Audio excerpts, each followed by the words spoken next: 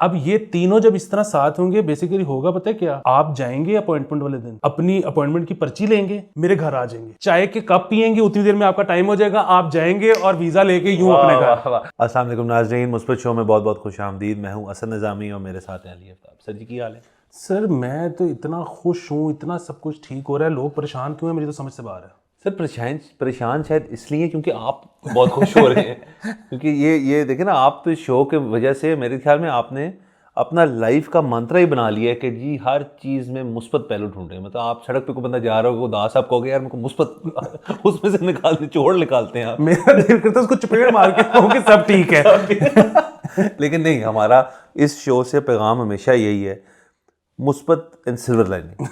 अच्छा सर, ये खबरों पे जाने से पहले एक मेरा सवाल, जो मेरा सवाल नहीं कि एक शख्स ने मुझसे, आज मेरे दोस्त ने सवाल पूछा, उनके कोई बाहर से रिश्तेदार आए हुए अमेरिका से विज़िट कर रहे हैं और वो उनसे पूछ रहे हैं यार हमें कुछ कराओ, कुछ करते हैं, कुछ देखते हैं शहर ये वो। तो वो इनर सिटी तो उनको ले गए, वहाँ पे खाना भी खिला दिया, वहाँ फिरा भी दिए। अब उसके बाद उन्होंने कहा कोई और चीज़ बताओ जो यहाँ पे हो रही है जिस पे मैं उनको ले जाऊँ।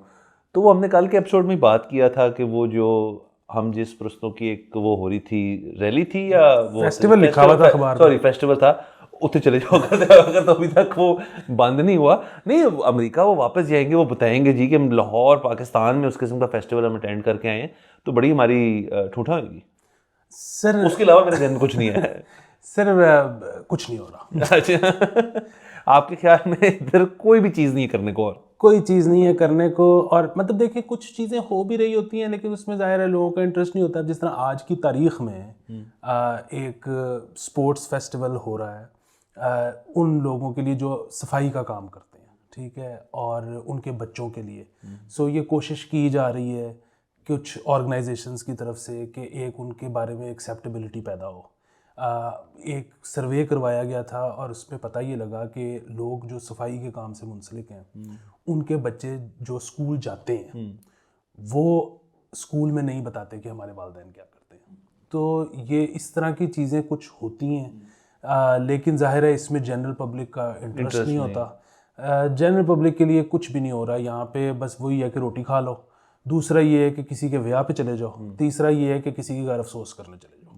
सो वो मुझे याद है कि एक दफ़ा मैं, कुछ साल पुरानी बात है, कि मेरे घर की घंटी बजी तो मैं बाहर निकला तो वो एक हमारे मोहल्लेदार हैं वो थे खड़े हुए, तो उन्होंने कहा कि वो अली वो आप तो मीडिया में हैं तो मैंने कहा हाँ जी, तो ये मेरी खालाएँ आई हैं, और पीछे हटा तो उनकी खालाएँ खड़ी हुई थी, तो मैंने कहा जी जी फरमाएँ। उन्होंने कहा जी हम पता नहीं कितने साल बाद किस मुल्क से आए हैं, तो वो हमें पता लगा है कि मोहम्मद अली साहब जो एक्टर हैं वो तो फौत हो गए, तो ज़ेबा के घर जाना है अफसोस करना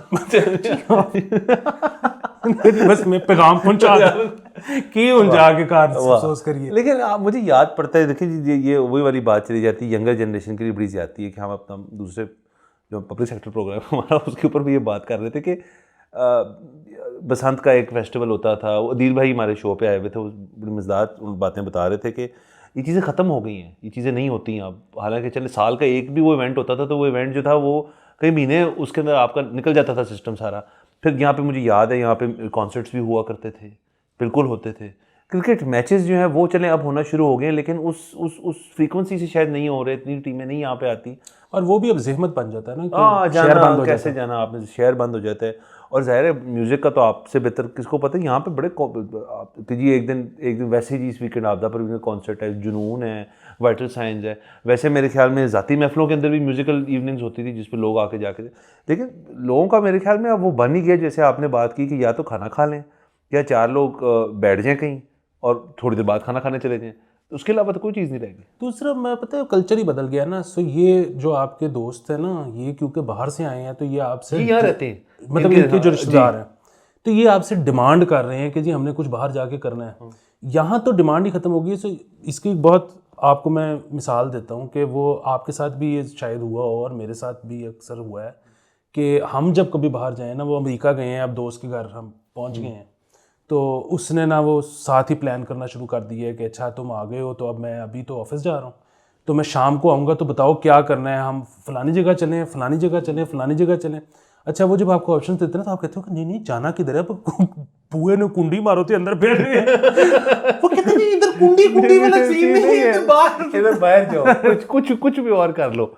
देखो और भी चीज़ें यहाँ पे ये भी एक बात है जहाँ हम बात करते रहते हैं रेस्टोरेंट्स के ऊपर। रेस्टोरेंट की चीज़ आपके ऊपर अच्छी टेक थी आपकी, वही रेस्टोरेंट्स चेंज होकर नए आ जाते हैं, उन्हीं के अंदर मेन्यू भी थोड़ा बहुत चेंज होता है, सिस्टम वही चल रहा है। तो खाने पीने के ऊपर भी आप कितना को कर लोगे। और वैसे भी अमेरिका से जो बंदा आता है उसको आप कितना को देसी खाना खिला लोगे, वो तो घर के अंदर ही रहेगा, वही कुंडी लगा के बैठा रहेगा बेचारा वाकई। हाँ, सो देखिए, लेकिन इसमें आप मुस्बत पहलू क्या है? मुस्बत पहलू ये है कि देखिए दुनिया जो है ना वो आजमाइश के लिए बनी है, दुनिया फन के लिए नहीं बनी, ठीक है। और जहां आपके पास मौके ज़्यादा होंगे फन करने के, वहां आपका दुनिया से दिल भी ज़्यादा लगेगा, आपका मरने का भी दिल नहीं करेगा। लेकिन मौत एक हकीकत है। हाँ। मुस्बत पहलू आप कह रहे थे, आपने कहा मौत एक हकीकत है। सीन ये है कि जब आप ऐसी जगह पे रह रहे हैं ना जहाँ पे कोई ज्यादा एक्टिविटीज नहीं होती, कोई ज्यादा मजे नहीं आते, तो आपको जो है ना मरते हुए इतना दुख नहीं होता। ये मुस्बत जबरदस्ती एक खासी मनफी चीज से आपने जबरदस्ती को मुस्बत, लेकिन यही हमारा मकसद है यहाँ बैठने का। अच्छा चले, कोई नहीं, ये बात तो आइंदा फिर करेंगे, इस बात को टच करेंगे। एक खबर और हमारे पास है, वो कहते हैं जी कि नई अंडर ग्रेजुएट पॉलिसी, मुताला पाकिस्तान का लाजमी मजमून ख़त्म। अच्छा ये मुझे ज़रा बताएं, अंडर ग्रेजुएट के अंदर ये लाजमी होता था? हाँ। कब? फर्स्ट सेमेस्टर में आपने लिखना ही है। फर्स्ट सेमेस्टर में इस्लामियात और पाक स्टडीज़ मैंडेटरी है। तो वो ये अगर इन्होंने पाक स्टडीज़ ख़त्म कर दिया तो ये बहुत ही अच्छी बात है, क्योंकि एक तो ये है कि बच्चा यूनिवर्सिटी में पहुंचता है कम से कम 12 साल की एजुकेशन के बाद। 12 साल आपने उसको पाकिस्तान स्टडीज़ पढ़ा ली है। अब 13वें साल में क्यों पढ़ानी है कि बदल गई है? अगर वैसी ही होगी ना। नहीं एक सेकंड, बदलती रहती है। अगर उसको 12 साल में नहीं आई तो 13वें में भी नहीं आएगी। वाह। सो ये जो है, मतलब आप जब जाते हो ना यूनिवर्सिटी, मतलब ये बेसिकली मुझे समझ आती है स्कूल की बात, कि स्कूल में ना वो आपको हर चीज़ जो पढ़ाई जा सकती है वो आपको थोड़ी थोड़ी पढ़ा देते हैं कि बेटा देख लो आपका इंटरेस्ट किस जगह पे डेवलप होता है, तो फिर यूनिवर्सिटी में वो कर लेना। तो अब वो यूनिवर्सिटी जब गया है तो वो सोच के गया है कि मैंने फलान चीज़ करनी है, आप उसको फिर मैंडेटरी सब्जेक्ट्स दे रहे हो, ये अजीब सी चीज़ है। फर्स्ट ईयर में होता है, जैसे मुझे याद है जब मैं यूनिवर्सिटी में था तो फर्स्ट ईयर हमारी बड़ी वो अच्छी मैंडेटरी चीज़ थी। वो ये पाकिस्तान स्टडीज़ में यूके में था तो वो थी एक्सेल, माइक्रोसॉफ्ट एक्सेल आपको आना चाहिए। आप जिस भी कोर्स में, वो चाहे मीडिया है, मैं तो मीडिया पढ़ने गया था, वो चाहे लिटरेचर भी हो, आपने एक सेमेस्टर में एक कोर्स बेसिक माइक्रोसॉफ्ट एक्सेल का लेना है। वो बड़ी अच्छी चीज़ है मेरे ख्याल में, ये तो एक मैंडेटरी चीज़ होनी भी चाहिए, आपको आगे जाके इस चीज़ की बहुत यूज़फुल है। अच्छा मैं आपको एक बात बताऊं कि एक और प्लान भी तकरीबन 2 साल पहले हुकूमत ने फ्लोट किया था, मज़ीद 3 मैंडेटरी सब्जेक्ट्स ऐड करने का यूनिवर्सिटी में। ऐड रह क्या गया? अच्छा हाँ, सो अच्छा, और वो जो एक प्लान था ना, अभी जिस तरह पाक स्टडीज इन्होंने निकाली है ना, इस पे तो मुझे 1 रुपये का भी डाउट नहीं है ना कि ये इन्होंने गलत किया है, तो बिल्कुल ठीक किया। अच्छा वो जो थे ना, उस पर मैंने एजुकेशनिस्ट से बात की तो सब ना अपनी राय कायम नहीं कर पा रहे थे कि ये गलत है या ठीक है, क्योंकि अक्सर लोग ये भी कहते थे कि ये ठीक है। वो ये था कि यूनिवर्सिटी में मैथ्स और फिज़िक्स और एक आधा कोई और इस तरह का सब्जेक्ट, इसकी भी आप मैंडेटरी कर दें, क्योंकि हमारे स्कूलों में पता नहीं किस किस्म की तालीम हो रही है। तो कोई बच्चा आ तो गया है लेकिन शायद कुछ बेसिक कॉन्सेप्ट्स अभी भी उसको नहीं पता है, तो ये पता होने चाहिए। अब अगेन बात तो ये है कि मतलब इसमें इसके खिलाफ एक दलील तो ये है कि यार आपको अगर 12 साल की स्कूलिंग के बाद कंफर्म नहीं है कि बच्चे को बेसिक कॉन्सेप्ट्स पता है, तो स्कूल ठीक करो ना, यूनिवर्सिटी में क्यों करवा रहे हो उससे। लेकिन दूसरी ये भी है कि अच्छा चलो ठीक है, अगर बच्चे की सेमेस्टर फीस वही है और 1 क्रेडिट कार्ड ऐड होना है और उसने कुछ चीज़ सीख लेनी है जो ज़िंदगी में काम आनी है, तो वो भी ठीक है। अगेन मेरा भी इस पर कोई, अच्छा मैं इसकी स्पिरिट जो है ना पीछे इसके, वो उसको मैं समझ गया हूँ वो क्या है। जो एसएनसी के पीछे स्पिरिट थी इनकी कि जी बच्चा जो बेसिक एजुकेशन, प्राइमरी एजुकेशन में जब जाता है तो उसको एट पार होना चाहिए प्राइवेट सिस्टम के साथ भी, जहाँ वो चीज़ें पढ़ाते तक सब एक जैसा कर दो। उसकी स्पिरिट ये थी, जो कि ठीक है, लेकिन उसके तरीक़ेकार के अंदर से हम काफ़ी इतराज़ आपको भी है और मुझे भी है।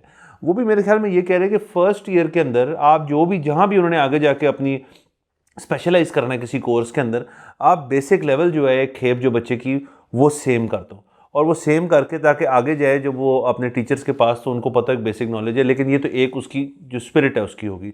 लेकिन दूसरी तरफ अगर एक बच्चा जो है वो अगर यूनिवर्सिटी में गया और उसने सिर्फ पास ही होना है उस सब्जेक्ट में, क्योंकि वो काउंट नहीं करेगा शायद, उसके चाहे काउंट कर भी रहा हो तो वो फर्स्ट सेमेस्टर का, उसके बाद में वो अपनी चीज़ में पूरा कर लेगा बाकी सब कुछ।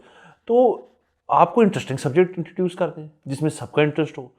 पाक स्टडीज़ के स्कूल में पढ़ के नहीं आए हैं ना सारे, आप बिल्कुल ठीक कह रहे हैं। हाँ, ये तो खैर इसमें जो पाक स्टडीज़ ख़त्म की है ना, इस पे तो कोई डाउट ही नहीं होना चाहिए कि ये बिल्कुल ठीक किया है। बल्कि ये तो मैं यहाँ तक चला जाऊँगा कि अगर आपको लगता है कि ये गलत हो रहा है तो आप बेशक हमारा प्रोग्राम देखना बंद कर दें, अनफॉलो कर दें, हमें आपका व्यू भी नहीं चाहिए। अच्छा जी, आगे एक और खबर है जी। तो ये तो थी ही मुस्बत ना, ये नहीं, हाँ, बट इसके अंदर एक और मुस्बत पहलू भी है। ये मुस्बत तो उस तरह से है ना कि आपका को मेरे ख्याल में कुछ ड्रामा है जो चल रहा है इससे सब्जेक्ट से, वो खत्म हुआ, चले, एक तो अच्छी बात। दूसरा ये कि चले अंडर ग्रेजुएट लेवल के ऊपर इसके मतलब इस किस्म के जहन बैठे हैं वहाँ पे जो शायद रियलिटी से वाकिफ़ हैं और उनको थोड़ा रियलाइज़ हो रहा है कि ये चीज़ें जो हैं यार, एक ज़माने में जिस तरह चीज़ें होती थी अब हमें आगे बढ़ना है अगर कम्पीट करना है। ये भी अच्छी मुस्बत चीज़ है। अच्छा जी, आगे क्या है जी? बाब पाकिस्तान में गैर मुल्की काउंसलेट बनाने का फैसला। सर बाब पाकिस्तान यानी कि वॉल्टन, और ये हमारा वॉल्टन जी गए हैं अभी रिसेंटली आप वहाँ पे? आजकल फंसा हुआ है, मैंने सुना है। फंसा बनी खुदा हुआ सारा उसके अंदर तो खत्म है, वहाँ तो बंदा चलने की जगह नहीं। और सर कोई बात नहीं, वो ठीक हो जाएगा एक दिन।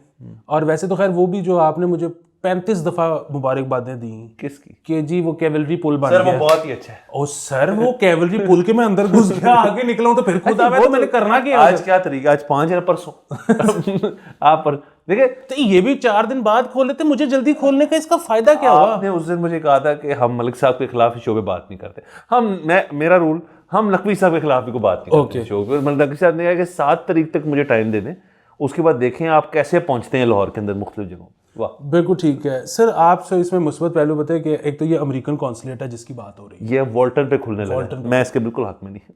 सर मैं आपको बताता हूँ, आपको इसके हक में होना चाहिए। अच्छा, फिर चाइनीज़ कॉन्सुलेट को भी इनका प्लान है कि ये लेके आ रहे हैं सीबीडी के अंदर, टर्किश कॉन्सुलेट को भी लेके आ रहे हैं सीबीडी के अंदर। अब ये तीनों जब इस तरह साथ होंगे, बेसिकली होगा पता है क्या, आप जाएंगे अपॉइंटमेंट वाले दिन, अपनी अपॉइंटमेंट की पर्ची लेंगे, मेरे घर आ जाएंगे, चाय के कप पियेंगे, उतनी देर में आपका टाइम हो जाएगा, आप जाएंगे और वीज़ा लेके यूं अपने घर। मुझे ये भी पता है कि आप वीज़ास के भी बहुत शौकीन हैं। आप चाहते हैं आपका पासपोर्ट हमेशा रंगीन और भरा हुआ रहे। ये चीज़ इंशाल्लाह रहेगा। अच्छा, दूसरा ये कि ये तो बात बहुत अच्छी है, अमेरिकन वाली बात से मैं खुश हूँ कि ज़ाहिर लाहौर में नहीं था, आपको ये तो कराची जाना पड़ता था, इस्लामाबाद जाना पड़ता था। फिर उन्होंने जब कोविड के बाद उन्होंने ड्रॉप बॉक्स सिस्टम कर लिया, लेकिन उन लोगों के लिए जिनका वीज़ा पहले लगा हुआ था, आई थिंक 2-3 ईयर्स की एक्सपायरी के बाद भी आप ड्रॉप बॉक्स कर सकते थे। ये तो बहुत ही अच्छा है। उससे 2 चीज़ें होंगी, एक तो वही जो आपने बात की कि लाहौर के और दीगर पंजाब के एरिया के लोग जो हैं वो लाहौर आके ही अपना वीज़ा लगवा लेंगे, नंबर 1। और नंबर 2 कि जो लोड पड़ा हुआ है अपॉइंटमेंट टाइम्स का इस्लामाबाद और कराची पे, वो खासा कम हो जाएगा क्योंकि एक और सेंटर मिल गया आपको। और आपको ये बता दूं मैं, अगर आपका अमेरिकन वैलिड है मेरा अभी लगवाया कुछ अर्सा पर इसी हाँ, तो वो अपॉइंटमेंट का भी एक चक्कर निकला है। वो तो है बिल्कुल चक्कर। हाँ, वो है चक्कर।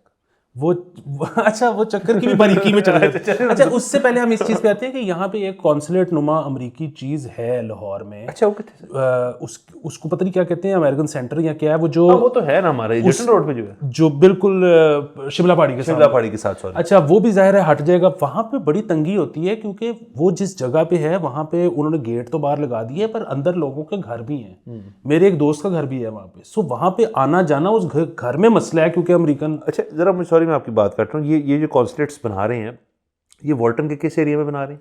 ये अब एग्जैक्टली आइडेंटिफाई जगह इन्होंने कौन सी की है ये मुझे पता नहीं, लेकिन ये तकरीबन कुछ 100 केनाल पे है। सो ये वो सीबीडी और वॉल्टन जहाँ पे मिलते हैं ना, क्योंकि इनका प्लान ये है कि सीबीडी को जोड़ देना है इन्होंने वॉल्टन के साथ पीछे से। तो बेचारे फैल्कन वाले नहीं फैल्कन वाले तो उस साइड। अच्छा, वो साइड ये पीछे से लेके जाए, पीछे से निकला। ओके। सो एक तो ये चीज़ हो गई। दूसरी चीज़ ये हो गई कि ये जो वो जो था ना ड्रॉप बॉक्स वाला, मैं उसके खिलाफ हूँ।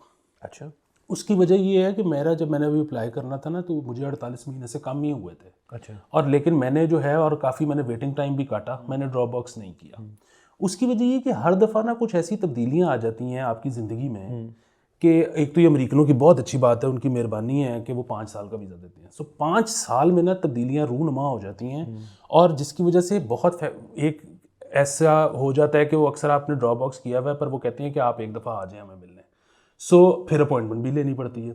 मसलन जिस तरह इस दफ़ा मैंने करना था तो सब ने मुझे मशवरा ही दिया कि चले ही जाओ, उन्होंने कॉल कर लेनी है। मैंने कहा क्यों?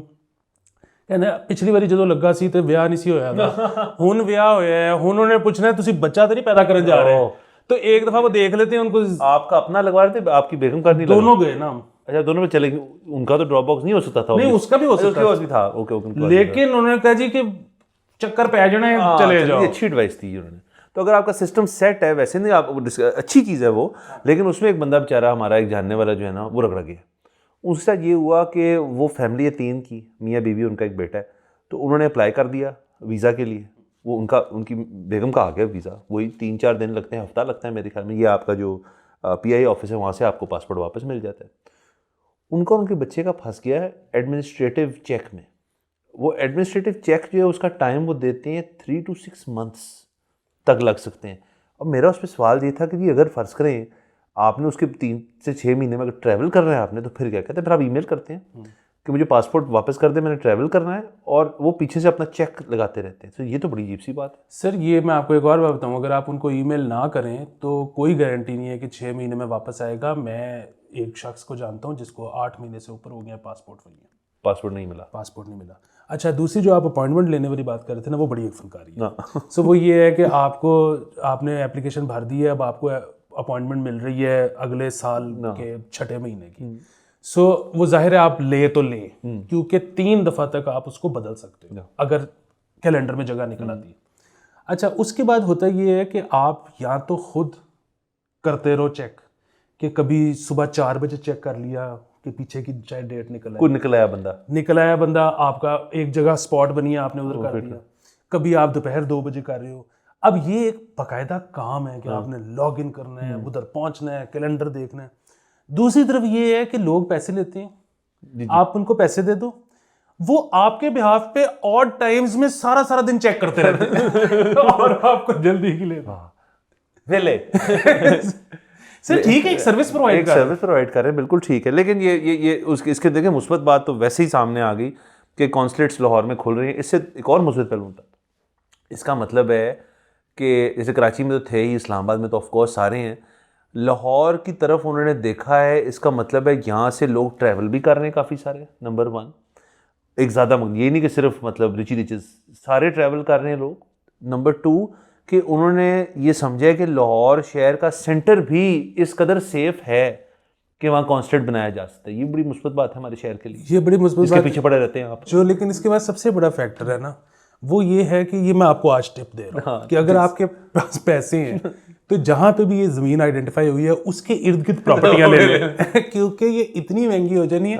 वहाँ पे होगा कि यार इत्थे ते ना गार्ड रखने की लोड़ है, ना कैमरे लाने की लोड़ है, सामने अमेरिका ने पैसे लिए, कुछ नहीं हो सकता।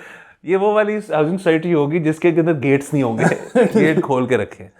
अच्छा, मेरे ख्याल में टाइम तो खैर ख़त्म नहीं होता, खबरें भी नहीं ख़त्म होती, लेकिन आपसे इजाज़त लेते हैं। लेकिन मेरे पास एक पैगाम है, अगर एक और पैगाम है बहुत ज़रूरी जी। उफ, आज तो इतना बड़ा दिन है कि मैं बता ही नहीं सकता। आज हुमैरा की सालगिरह है और अकील उनके हस्बैंड हो रही सालगिरह मना रहे हैं और जर्मनी में रहते हैं दोनों, और हर साल छुट्टियों में पाकिस्तान ज़रूर आते हैं। लेकिन इस दफ़ा उन्होंने क्योंकि नया घर ख़रीदा है, उसकी अब रेनोवेशन चल रही है, तो वो नहीं आ सकते, जिसकी वजह से हुमैरा सैड हैं और हमने कोशिश करनी है कि वो सैडनेस में से बाहर निकलें और हैप्पी बर्थडे मनाएं। वो और बात है कि जब मैंने पता किया कि वो आजकल क्या सुन रही हैं, तो वो सुन भी दुखी गा नहीं रही हैं। सो अब इस वक्त उनको जो है कोई खुशी का गाना सुना के मज़ीद डिप्रेस करने से बेहतर है कि जहाँ उनका दिल लगा हुआ है वही उनको सुनाया जाए, तो शायद उससे उनका मूड बेहतर हो जाए। सो खान साहब का इस तो डाडा दुख ना कोई, इस तो डाडा दुख ना कोई, प्यार ना बिछड़े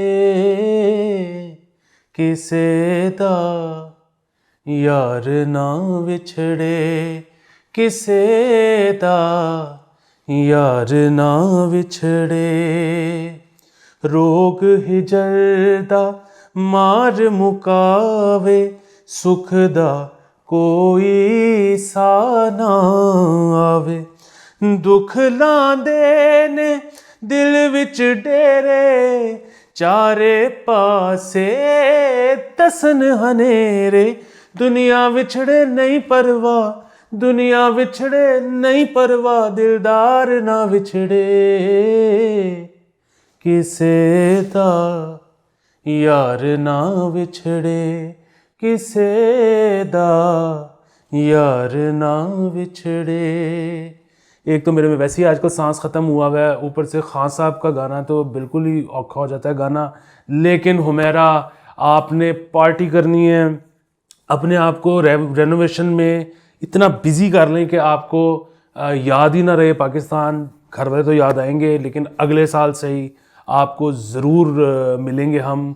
और अकील तो हमारे पेट्रन भी हैं, लव यू अकील। और आप सब अपनी बर्थडे रिक्वेस्ट भेजते रहिए। उसके अलावा शादी, डिवोर्स, हमारे यहाँ हर किस्म का काम तसल्ली बख्श किया जाता है। किसी ने माहो से भी डांस करवाना हो तो आप चेक कर सकते हैं, वो शायद डांस के लिए मान जाए। तो खुदा हाफिज़।